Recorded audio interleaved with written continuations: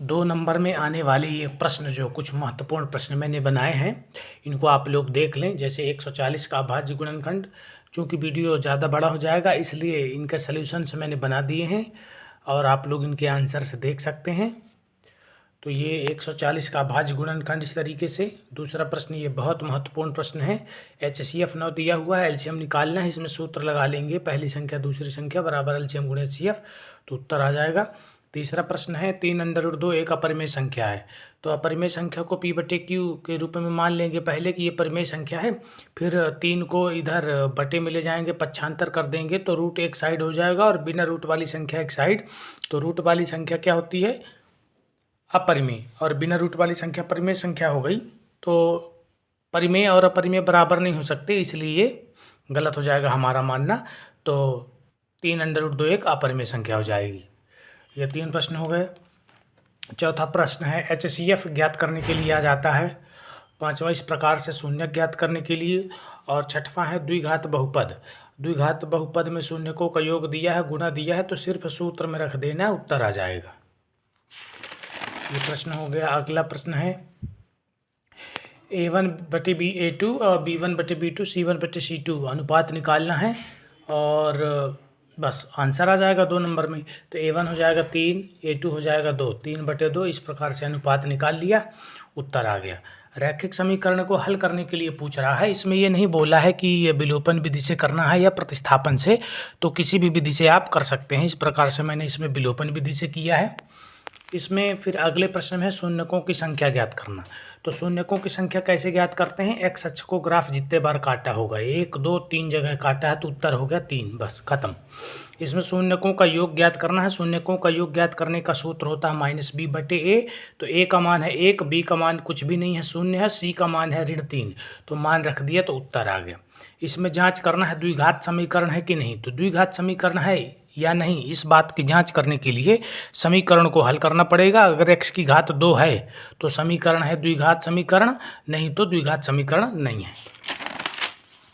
अगले प्रश्न में आते हैं। इसमें विविक्त कर पूछा है। विविक्त कर का सूत्र होता है b² - 4ac। मान रख के हल कर देंगे, आ जाएगा। इसमें 10वां पद पूछा है। 10वें पद का सूत्र होता है a धन 9d। तो a आ जाएगा 2, d कैसे निकालेंगे? दूसरे से पहले को माइनस करके। वीडियो बहुत बड़ा हो जाएगा इसलिए मैं थोड़ा फास्ट बता रहा हूँ, आप स्पीड धीमा करके भी देख सकते हैं। इसमें जांच करना है कि AP में है कि नहीं। तो AP में है या नहीं जांच करने के लिए 2 बार D1 और D2 निकालना पड़ेगा। अगर दोनों सेम आ गए तो AP में है। आधारभूत अनुपातिकता प्रमेय या थेल्स प्रमेय भी इसको कहते हैं। इसका कथन आपको याद करना पड़ेगा, 2 नंबर में आ जाता है। इसके बाद ये मान दिए हुए हैं और D समांतर BC है, तो EC निकालना है। अति महत्वपूर्ण प्रश्न है, 6.2 प्रश्नावली का है, पक्का आता है परीक्षा में। तो इस प्रकार से थेल्स प्रमेय का उपयोग करके इसको निकाल सकते हैं। फिर 2 बिंदुओं के बीच की दूरी निकालना है। तो दूरी का सूत्र लगा देंगे, √(x2 - x1) का होल स्क्वायर /2 + /2 - /1 का होल स्क्वायर। इसके पहले वाले वीडियो में मैंने ऑब्जेक्टिव जो दिए के नंबर वाले बनाए हैं उसमें सारे फार्मूले लिखे हुए हैं, आप उनको भी देख सकते हैं। मध्य बिंदु निकालना है। मध्य बिंदु निकालने के लिए सूत्र लिखा हुआ है, दोनों को जोड़ के 2 का भाग लगा देंगे, आ जाएगा। tan a दिया है तो sec a और cos a का मान निकालना है। तो पाइथागोरस प्रमेय निकालेंगे। तो लंब आधार tan का फार्मूला होता है लंब बटे आधार। तो प्रमेय पाइथागोरस प्रमेय से अपन कर्ण निकाल लेंगे। कर्ण की भुजा हो जाएगी 5, फिर sec और cos का सूत्र लगा करके निकाल सकते हैं। इस प्रकार से ये प्रायिकता वाला प्रश्न इसमें दिया हुआ है।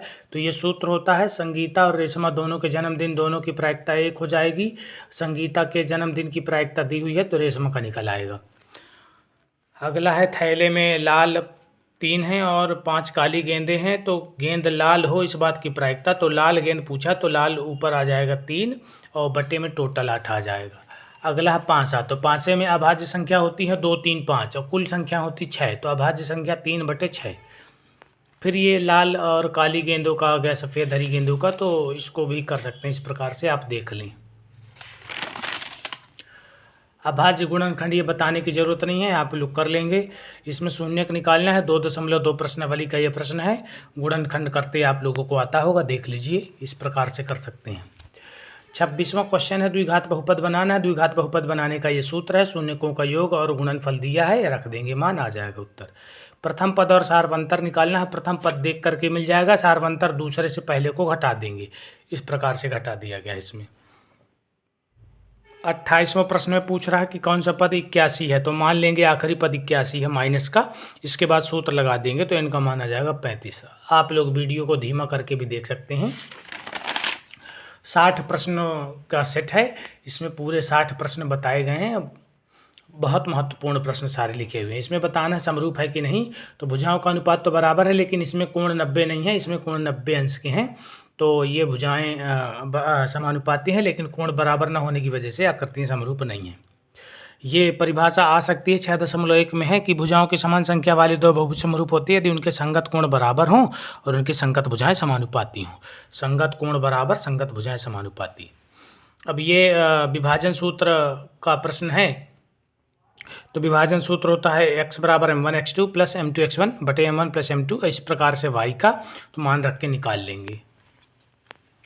अगले प्रश्न में आ जाते हैं। समांतर चतुर्भुज के शीर्ष दिए हुए हैं, तो P का मान निकालना है। तो समांतर चतुर्भुज के दोनों विकर्णों का मध्य बिंदु एक ही होता है, इसलिए AC का जो मध्य बिंदु होगा और BD का जो मध्य बिंदु होगा वो क्या होगा, बराबर होगा।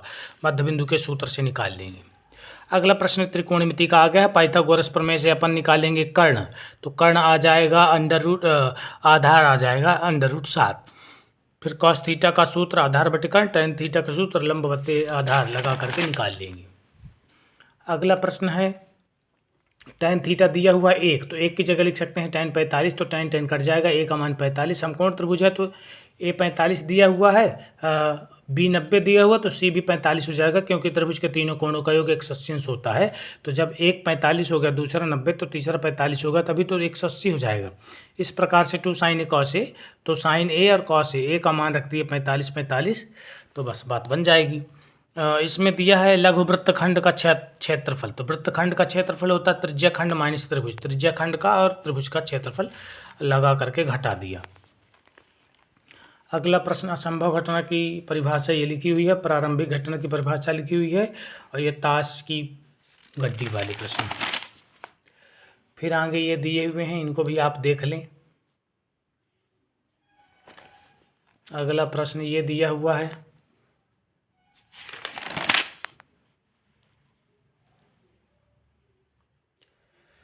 अगला ये दिया हुआ है। फिर 45, 46 नंबर के प्रश्न देख लें।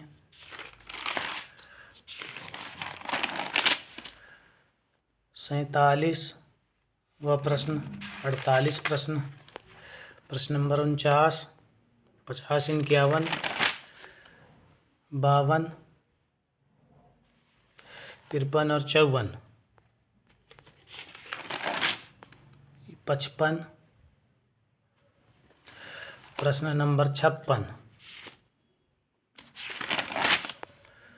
57, 58 नंबर का प्रश्न बहुत महत्वपूर्ण है, 59 और ये 60। तो इस प्रकार इस वीडियो में 1 से 60 नंबर तक के 2 नंबर वाले प्रश्न आपको बताए गए हैं। तो ध्यान से आप लोग इनको वीडियो रोक करके देख लेंगे, प्रैक्टिस कर लेंगे, और डाउट होने पर आप कमेंट कर देंगे या मुझे व्हाट्सएप कर देंगे मेरे नंबर पर, तो मैं समय मिलने पर निश्चित आपकी सहायता करूँगा। धन्यवाद।